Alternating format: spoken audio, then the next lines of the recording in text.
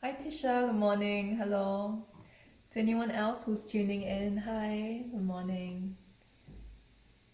If it's the first time we are meeting, my name is Wenlin and I'm a yoga instructor and yoga instructor trainer as well, based in Turin, Italy. And I've been doing a couple of different weekly episodes to share some past knowledge on how you can guide your path after your yoga teacher training. And today's episode will be on 7 paths for growth and income after your 200-hour registered yoga teacher training. So the basic 200-hour that now Yoga Alliance USA mandates. And today I wanted to share some tips and also some possibilities that perhaps you can consider exploring after your 200-hour yoga teacher training. So before we begin, if you have any questions at all, feel free to pop them in the chat. I'll be checking in from time to time just to see if anyone has any questions, so I'll be able to answer them. So I'll hop directly into the content. Right, so there are actually multiple ways that possibly you can use the knowledge that you've gained through your 200-hour yoga teacher training. So the first one and probably the most intuitive one is to actually teach, to actually be a yoga instructor, and this would be an active income stream. And I'm going to spend a little bit more time talking about this because there are various different kinds of ways that you can be exploring who to teach and how you are employed. So let's look at the model of teaching yoga. So if we look broadly at the model of teaching yoga, there are two main models of teaching yoga. So whether you're a freelancer, it means that you're hired by the hour and that you're not specifically employed by any single person. So you are technically your own boss. So you're free to agree to specific jobs. Hi Rebecca. Or to reject any specific jobs. You can also, for example, set your own classes, find your own places to teach at your own place. So that would be a possible way, so to be freelance or to be your own boss.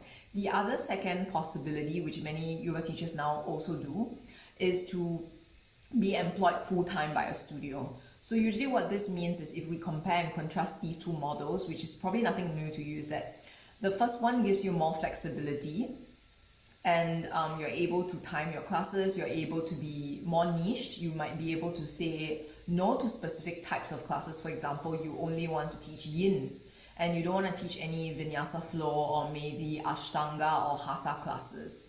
So that would be possible if you have your own business to do that and you find your own clients, or if there's a specific studio and you have an agreement with them that you only teach one type of class. On the other hand, if you're employed by a studio, usually they would have various types of classes, and most studios would have a minimum requirement for either part-time or full-time employees to meet. Let's say maybe part-time would be anything between 3 to 5 classes a week, and then full-time could be anything even up to 40 hours a week, including other duties like checking in students, reception, a little bit of reception duties, clearing the studio before and after, opening or even closing. These are some of the possible things that you might be doing. And there are various pros and cons of each. So if you haven't yet considered them, I'll just quickly run through them. Of course, for the studio hiring kind of full-time employment might be viable for you if you're considering a full-time job and you would like more income stability, because when you're hired by a studio, necessarily they will agree to have a minimum number of hours that you're teaching, a certain amount of salary that they'll have to pay you for that amount of work that you're doing, so on and so forth. And then on the other side, because of that, you have less say as to like how you would like to plan your schedule, because basically it depends on what the studio demand would be like. So there are various pros and cons of each, and if you're beginning as maybe say a yoga teacher, you might consider what the possibilities might be in your own area or wherever you're living in if you want to teach in-person classes, right? The next thing would then I would then ask you to invite you to consider is to consider teaching online classes as well. So there are also two models. These two apply to both the freelance model and also the studio, employed by someone else model. Because for that, some of the studios now currently, they also have, for example, available live stream classes, and then they would need to hire teachers to actually fulfill the minimum number of hours so that people who have the ownership for that studio would gain access to class timings at all times of the day. On the other hand, if you do it by yourself, for example, and you want to teach online classes, you may not have the bandwidth to teach as many classes as, say, a studio. So you might only want to offer maybe 3 classes a week. And if that satisfies your clients, that could be okay. So that's another thing to consider. So let me quickly summarize what we talked about. First thing you want to consider is, do you want to be employed by someone else? Or do you want to find your own clients and be employed by yourself? So do you want more freedom or more stability financially? The next point would then be to think about also your time. How much time and effort do you want to commit to actually teaching yoga in the beginning?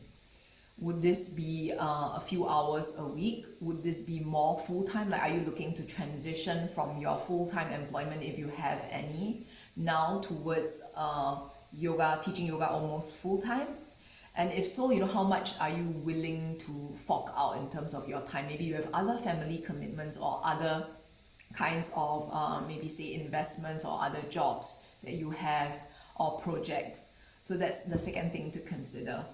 So going even deeper on this aspect of teaching yoga, right? So aside from being a freelancer and then also being hired by the studio, the next thing I would ask you to consider is, so some of you have mentioned in the past videos and also in the webinar that you're interested to understand how to start teaching private yoga. And that by itself, I think, could be one whole episode, but I want to quickly talk about the differences between teaching private yoga and group yoga.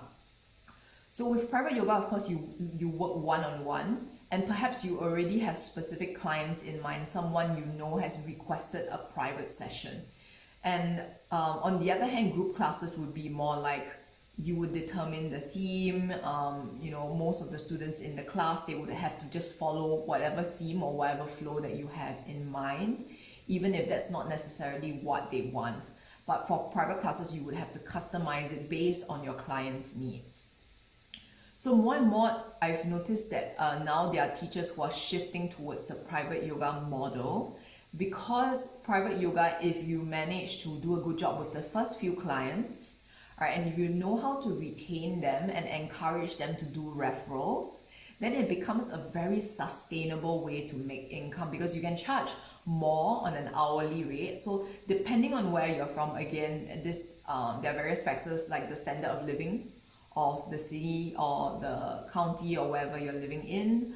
The other thing is the amount of experience you have, the market rate. This will all determine what the minimum hourly rate for private yoga is.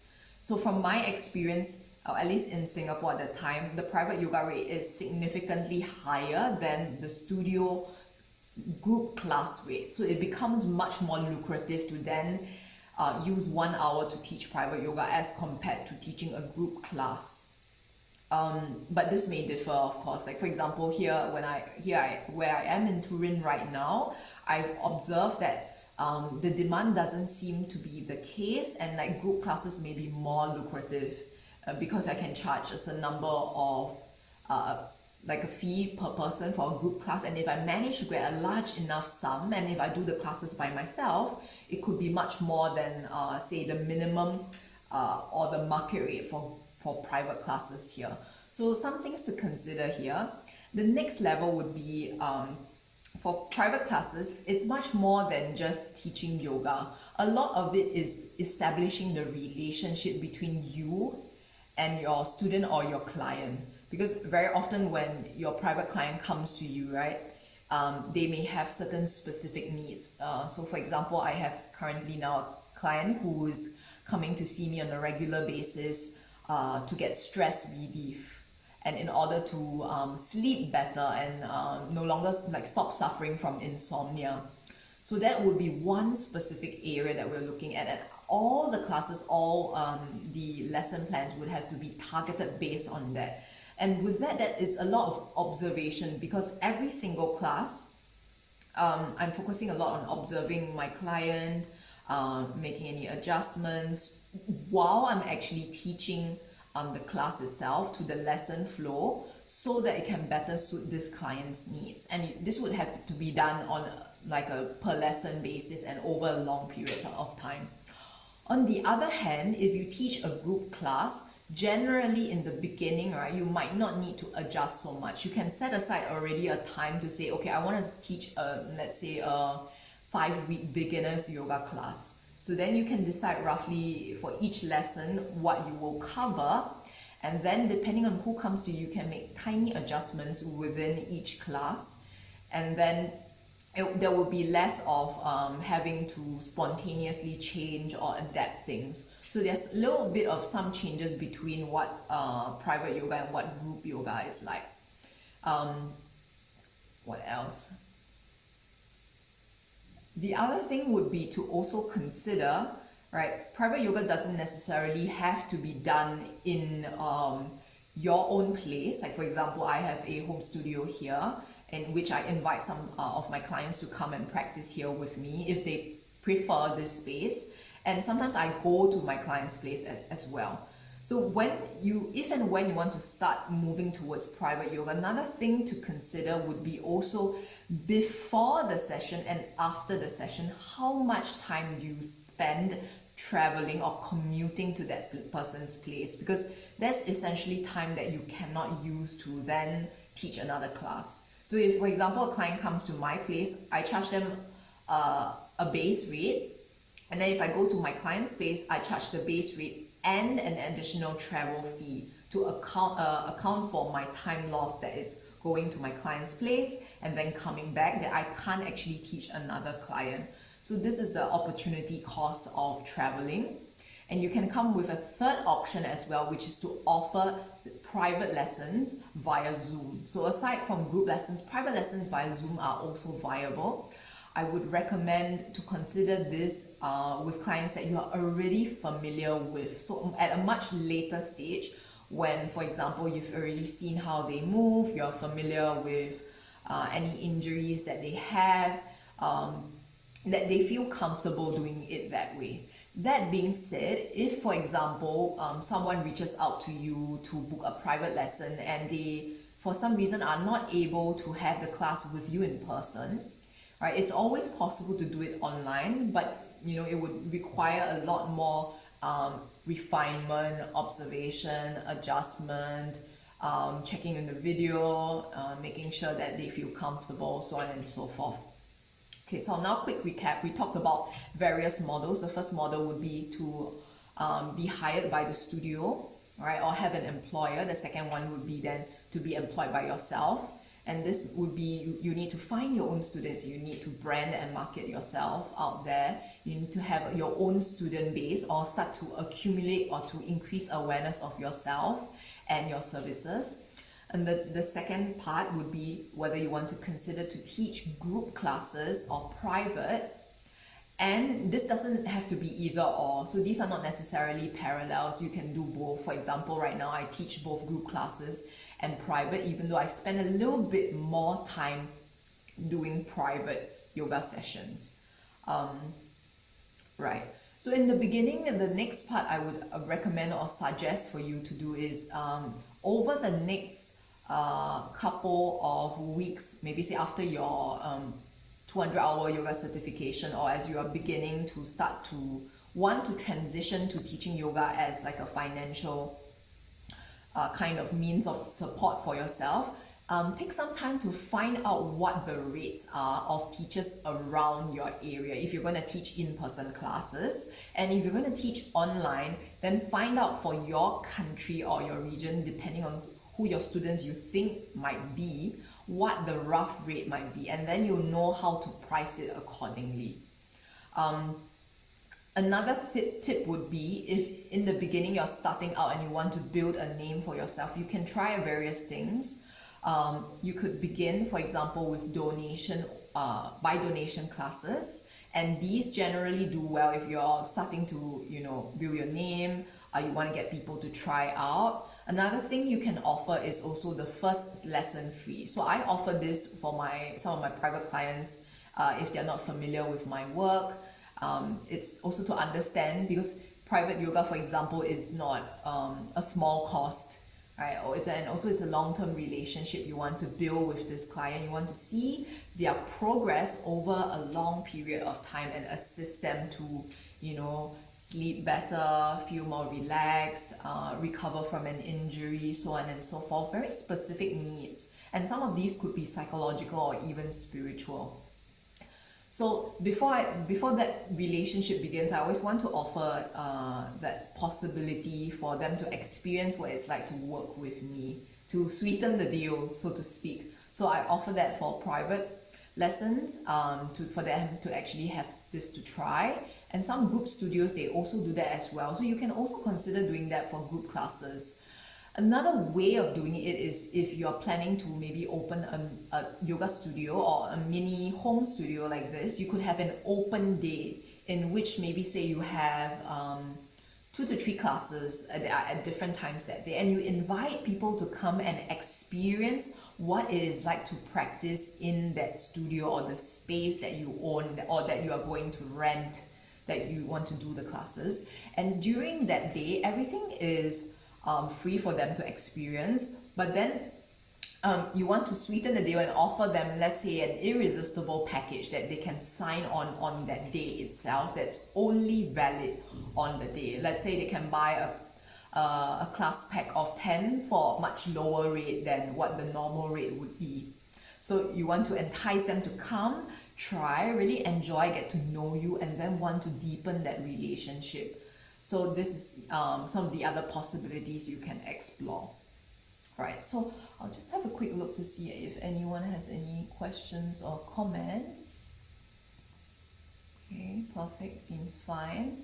Right, next thing I wanted to share is, aside from these possible income streams of directly teaching yoga, the other thing you could consider is, you can consider also if there is some need and if you want to be teaching corporate yoga. So corporate yoga is also a possible and very viable alternative. And I know some teachers who only, well, not say only, but a large amount of their income stream comes from teaching corporate yoga. And this is also quite a viable way of getting in a steady income stream that is like a group class, but pays you a little bit better than most studios or most gyms would. And from what I know, at least in Singapore at that time, I have a few friends who have been teaching corporate yoga. You can set a specific rate and then and negotiate with the human resource group of the company that you would be servicing, and then they would pay you that fixed rate. And the rate usually depends on the number of their employees that are attending the classes. So between maybe say 1 to 20 employees, the rate would be X amount, and then between 21 to 40 employees, it would be a little bit higher, something like that. The next question would be then, which you probably have in mind now, is like, how do I get all these jobs, right? Especially, for example, for corporate yoga, even to teach at a studio, because many yoga teachers, including myself, when you first begin and you start looking for employment, most studios want a teacher who already have experience. So it can be challenging if you don't have any experience teaching in a studio or teaching for a specific organization to then try to apply.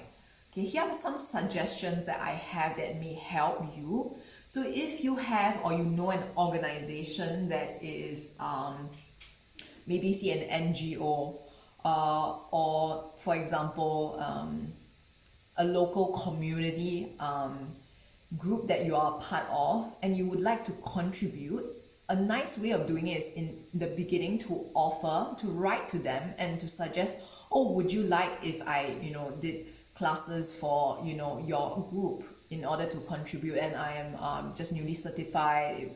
I would love to share, what I've learned through yoga, and I think that, the group would really benefit from this practice. And through this, while you're actually teaching yoga to their members, this can be free classes or this can be by donation. You can always negotiate with them, or you can even suggest to do one free session, and then later on, if their members are interested, you can strike up a deal to negotiate something in the long run. So this is how you begin. Start with the community groups that are already very close to you, or start with people whom you already know, maybe an acquaintance who knows some organization, or it works for an organization that you might benefit with from, that they might benefit from your yoga classes. Some of these community groups include maybe, for example, aftercare, like some of the schools, for example, with youths. So after school, they are often looking for programs to actually keep the children there a little bit longer, so that parents don't need to rush from work to go and pick the kids up. So you could suggest, for example, to have maybe an extra aftercare, extra curriculum activity for the kids, like fun kids yoga. If you're not planning to zoom into kids yoga and you prefer instead to work with the elderly, you could look for maybe, say, a diabetes elderly support group, or maybe, say, the local community senior group, right, where they have regular meetings or gatherings or activities. So these are some possibilities. If you're maybe, say, an avid runner and you're part of, or you know of, a running group, you could suggest to them that when they do their weekly runs, that you help to facilitate maybe the cool down portion, that is maybe just even a short segment of what a full class would be. It doesn't even need to be a full 60-minute class. It could be 20 minutes, 30 minutes. And this allows you to just widen your circle and your possible connections, so that people start to know who you are, what your classes are like, and then to enjoy the benefits, to experience of the benefits of working with you, so that they are interested and want to deepen the relationship. And through this, with this experience, you can then put on your CV or in the email to whoever you're trying to interview for or get employed by, that say that, oh, I've already worked with so and so organization facilitating their yoga stretches, after work. I've already done some work here. So you're not coming fresh with no experience at all. Instead, you do, you work with various organizations, and that is usually enough to meet the minimum requirement.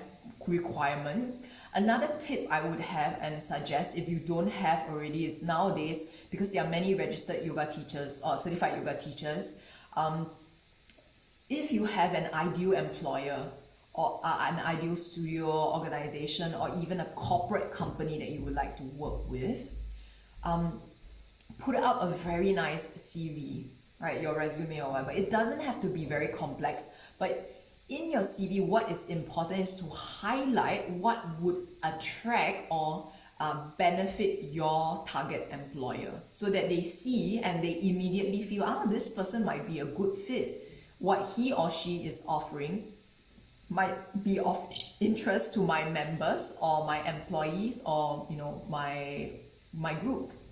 And then in your email and your application to them, right, whatever you are writing, also include a link of a video class, so a demo video class. This does not have to be long. So I would suggest you can shoot maybe, say, a 10 to 15 minute demo video class. Without the Shavasana, it's not really necessary, because most studios, they don't have the time to watch the full-length video. And then another one, if you want to do a full-length one, you can include that as well. But if you don't have the time, just shoot a 15 to 20 minutes video demo of you teaching a class, so that they can see, this is how you are as a person, how you teach, how you speak, and really include that link in your application. And this saves them time, so that you don't have to then ask you later on for this information. And it already shows that you're ready and you are very interested to apply, to work with them, to showcase whatever you have with them.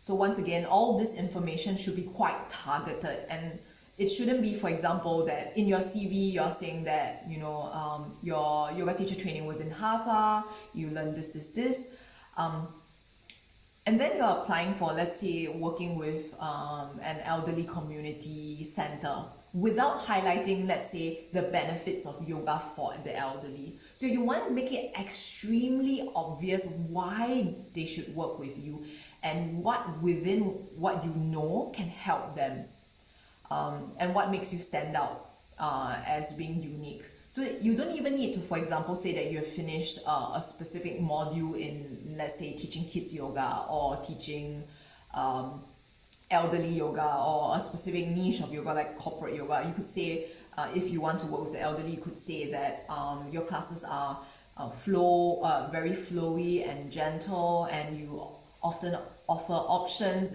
being mindful of various injuries students may have, and also for elderly, with all kinds of conditions, maybe with osteoporosis or whatever, within your course you have learned how to share various adjustments and assists so that they can enjoy the benefits of yoga, and live a more healthy, balanced life without, and then have a safe practice, for example. So that could be one thing you choose to highlight.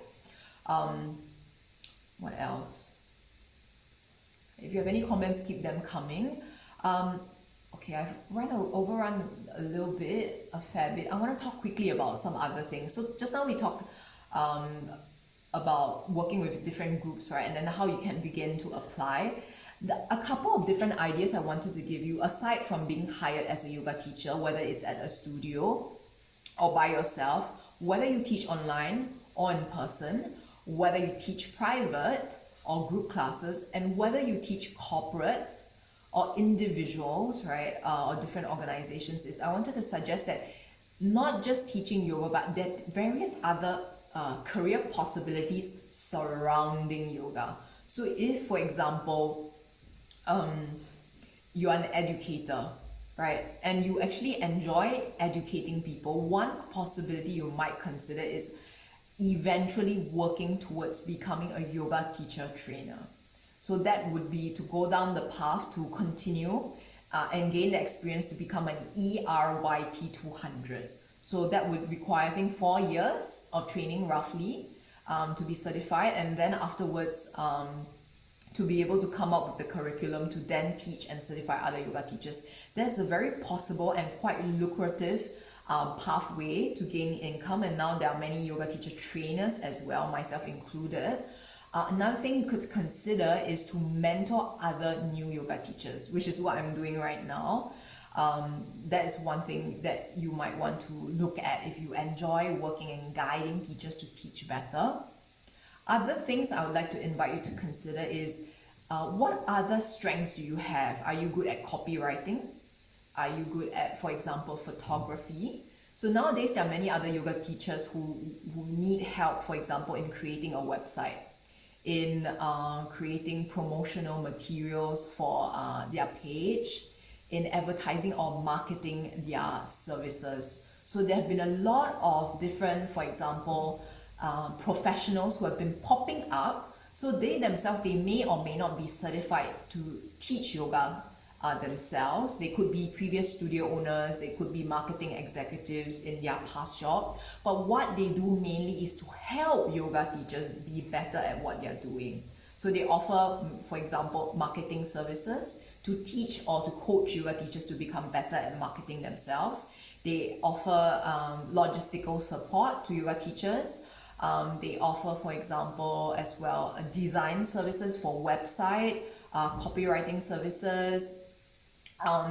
You can also consider, for example, if you are trained in nutrition or if you're interested to be a nutritionist, this would be synergistic for you and eventually pave your way to becoming a more unique selling point for you, so that you're not just a 200-hour registered or certified yoga teacher. That's just like, the beginning of your long marathon. You want to start thinking about what are the possibilities you want to explore, and not just that, but like what are your unique strengths and what things would you like to venture into and share more with the world.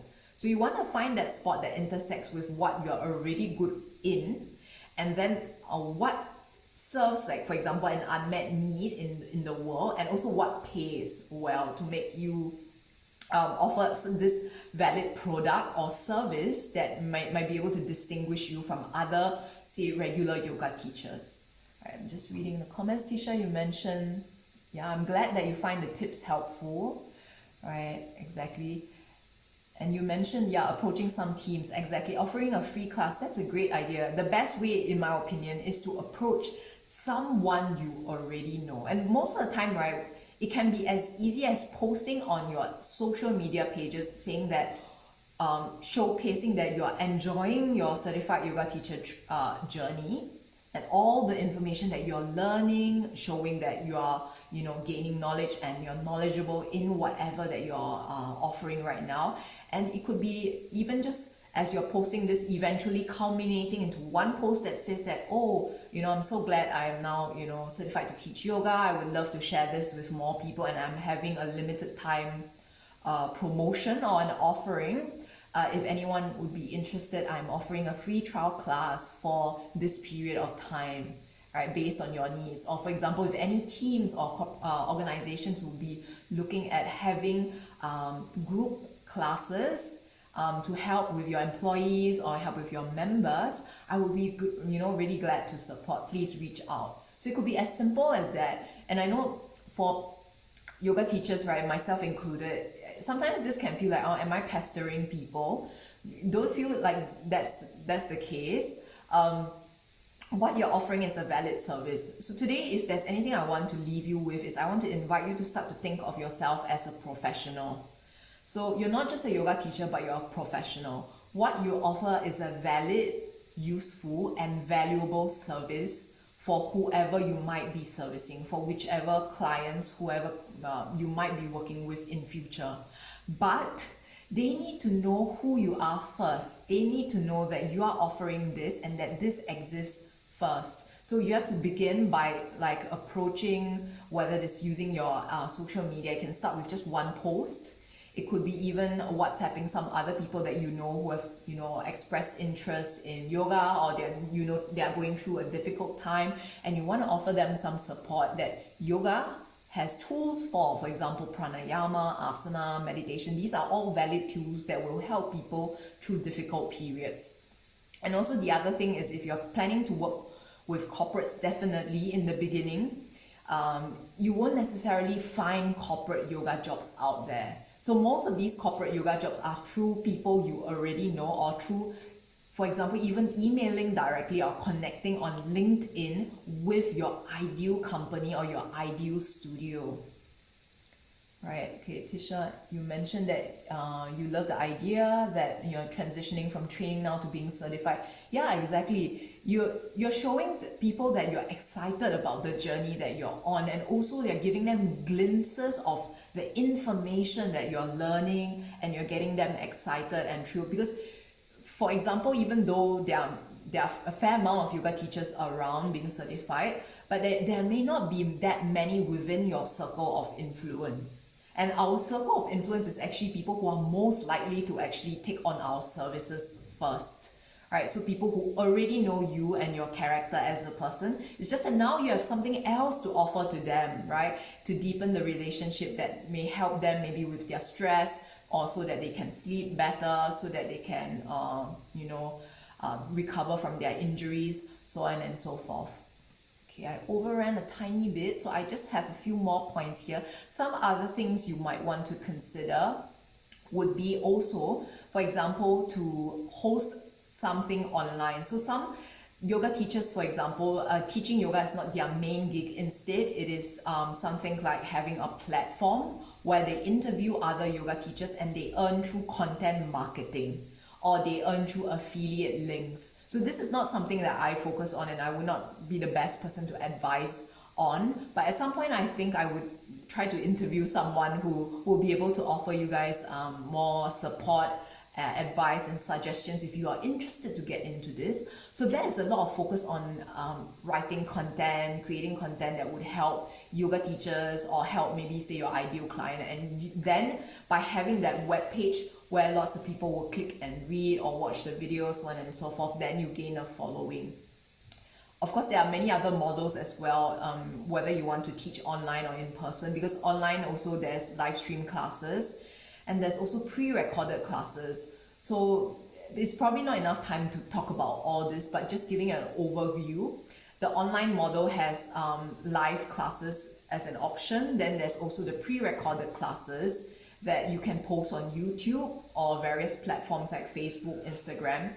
If you do that and you do it for free, that would mainly be if, let's say, your goal is to build an audience. You want to get people to try and see what kind of yoga or what style of yoga you're teaching, your tone of voice, how you are as a person, whether they enjoy being with you and spending time with you.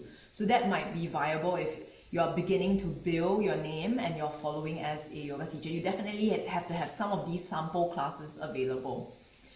If you want to reduce time teaching in-person classes or live stream, and you prefer to monetize on pre-made content, then I would recommend that you dive into looking into pre-recorded classes and having maybe say a membership or like a monthly kind of members only zone where they can log in. They would pay a minimum amount for say access to all the pre-recorded videos in your whole library of content for say maybe 1 month or 1 week, depending on how much you're getting them to pay. So for this model, you would need a substantial volume of like pre-recorded videos for your members to access, and then you can also continually add on to that. Some successful yoga teachers include Yoga with Adrienne, so probably you're familiar. She's a YouTube yoga star. She has lots of free content on her YouTube page, and usually they are a little bit shorter. And she also has some free yoga journeys. So yoga journeys or like let's say 30-day journeys, 14-day journeys are a way to get people to start to know you and like you, because then they follow you through an entire journey, and at the end they might be tempted to continue practicing with you. So how she monetizes is that she has her own website with her own member section, and her members would then pay a little bit more for different kinds of content, like value-added content, longer classes, specialized classes that are not available on YouTube. And also she's managed to say command a little bigger following because she's just been on the market for so long. She started posting videos, pre-recorded videos on YouTube ages even before teaching online or following classes online was a thing. So that might be something you want to consider.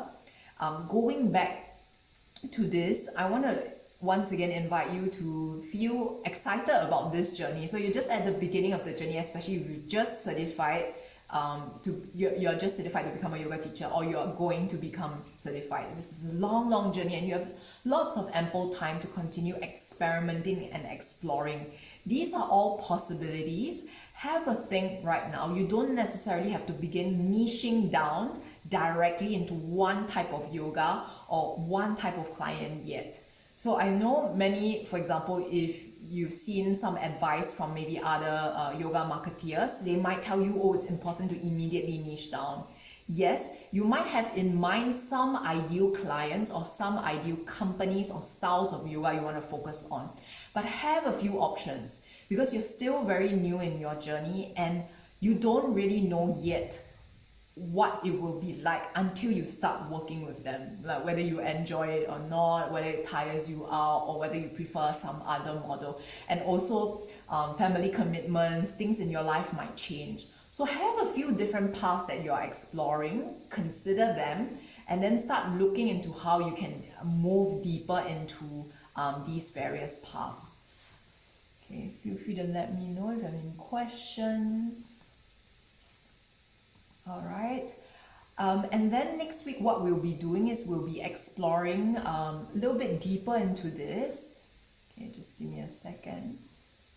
All right, next week we'll be looking at 3 ways to find teaching opportunities. Today was quite a broad overview and there's a lot to cover actually, and there are a lot more other possibilities. I didn't manage to talk about teaching at yoga festivals or resorts yet, and now it's not a great time to talk about these because of COVID as well, but I'll get to them at some point. If you have any questions, feel free to drop them in the comment box and I'll do my best to reply them as soon as possible.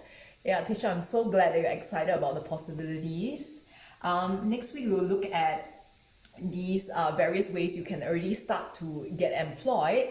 And yeah, I hope to see you again next week at this time. I hope this talk was useful for you and have a great day, a great week ahead.